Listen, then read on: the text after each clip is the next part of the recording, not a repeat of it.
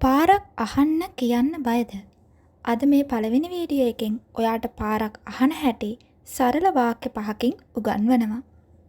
ළඟම තියෙන බැංකුව කොහෙද තියෙන්නේ? කාගෙන් හරි පාරක් අහන්න කලින් excuse me කියලා කතාව ආරම්භ කරන්න අමතක කරන්න එපා. Excuse me, where is the nearest bank? Excuse me, where is the nearest bank? ළඟම තියෙන පිරහුම් මහල කොහෙද තියෙන්නේ? Excuse me, where is the nearest fuel station? Where is the nearest fuel station? මට දුම්රිය ස්ථානයට යන්න පුළුවන් කොහොමද? How can I get to the railway station? How can I get to the railway station? යම් ස්ථානයකට යන්න පුළුවන් කොහොමද කියලා අහන්න how can I get භාවිත කරනවා. රෝහලට යන පාර මට කියන්න පුළුවන්ද? බොහොම ආචාරශීලීව අහන්න could මුලට භාවිත කරනවා. Could you tell me the way to the hospital? Could you tell me the way to the hospital? මේ වාක්‍යෙම ඔයාට භාවිත කරලා මේ විදියට අහන්න පුළුවන්.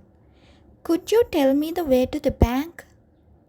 Could you tell me the way to the supermarket? මේ අසල සුපිරි වෙනසක් තියෙනවද? Is there a supermarket near here?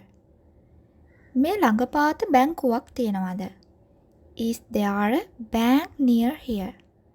මේ ළඟපාත රෝහලක් තියෙනවද? Is there a hospital near here? මේ ළඟපාත කිසියම් ස්ථානයක් තියෙනවද කියලා අහන්න මේ වාක්‍ය ආකාරය භාවිත කරන්න පුළුවන්. මම මේ ඉන්නේ වෙරළට යන නිවැරදි පාරේද? ඔබ ඉන්න පාර නිවැරදිද කියලා හරියටම ෂුවර් කරගන්න මේ විදියට අහන්න. Am I on the right road for the beach? Am I on the right road for the beach? Am I on the right road කියන්නේ මම ඉන්නේ නිවැරදි පාරේද? Am I on the right road for the airport?